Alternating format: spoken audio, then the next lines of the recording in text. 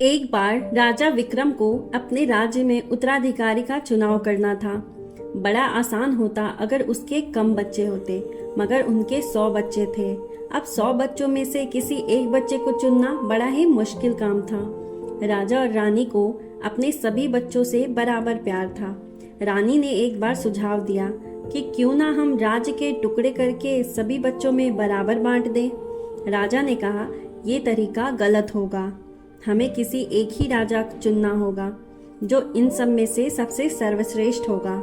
और तुम चिंता मत करो, मैं कुछ ऐसा करूँगा जो इनमें से सबसे सर्वश्रेष्ठ होगा वो स्वयं सामने निकलकर आ जाएगा। रानी ने कहा, ठीक है, आपकी मर्जी, आप जैसा ठीक समझे। राजा ने ऐलान करवाया कि अब राज्य का उत्तराधिकारी चुनने का समय आ चुका है। सभी राजकुमारों के लिए एक भोज रखा जाएगा, जिसके बाद उत्तराधिकारी का चुनाव होगा। अब प्रजा सोच में पड़ गई कि कोई प्रतियोगिता तो नहीं रखी गई है, फिर खाना खिलाने से कैसे पता चलेगा कि कौन सा राजकुमार सबसे सर्वश्रेष्ठ है। लेकिन राजा ने तो कुछ और ही सोच रखा था। भोज का समय आया, सभी राजकुमार वहां आए और 100 राजकुमारों के लिए 100 थालियां लगवाई गई। सब कुछ तैयार था, वो खाना खाने ही वाले थे कि अचानक से वहां बहुत सारे शिकारी कुत्ते आ गए और वहां हलचल मच गई। सभी राजकुमार इधर उधर भागने लगे, कुछ तो डर कर भागने लगे और कुछ शिकारी का शिकार करने आगे बढ़े। अब वहां युद्ध जैसा माहौल हो गया था। शाम तो जैसे तैसे बीत गई। जब प्रजा को यह बात पता चली तो वे सोच में पड़ गए कि अब कैसे राजा का चुनाव होगा। लेकिन अगले ही दिन राजा विक्रम ने ऐलान किया कि आज शाम में दरबार लगेगा और राजा का चुनाव होगा। सभी हैरान थे कि अब ये कैसे होगा। अब दरबार लगी, सभी लोग आ चुके थे। प्रजा हैरान थी कि बिना प्रतियोगिता के राजा का चुनाव कैसे संभव है। तभी राजा ने एक एक करके सारे राजकुमार को बुलाया और उनसे पूछना शुरू किया कि कल का भोजन कैसा था।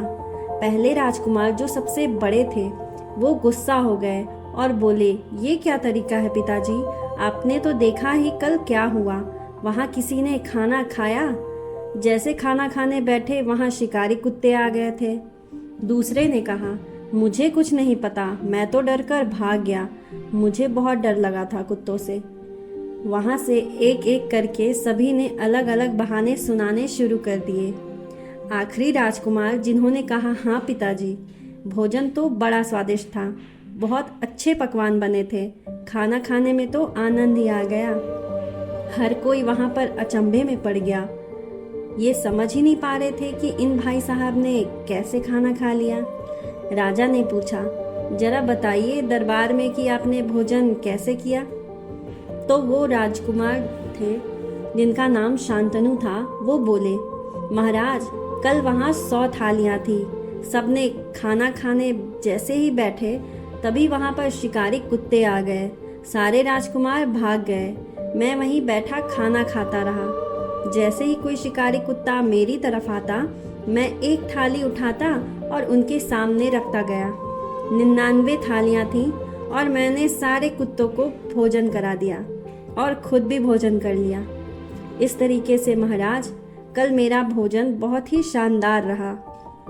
जैसे ही शांतनु का जवाब आया, दरबार में तालियां बजने लगी और राजा ने शांतनु को राज्य का उत्तराधिकारी चुन लिया।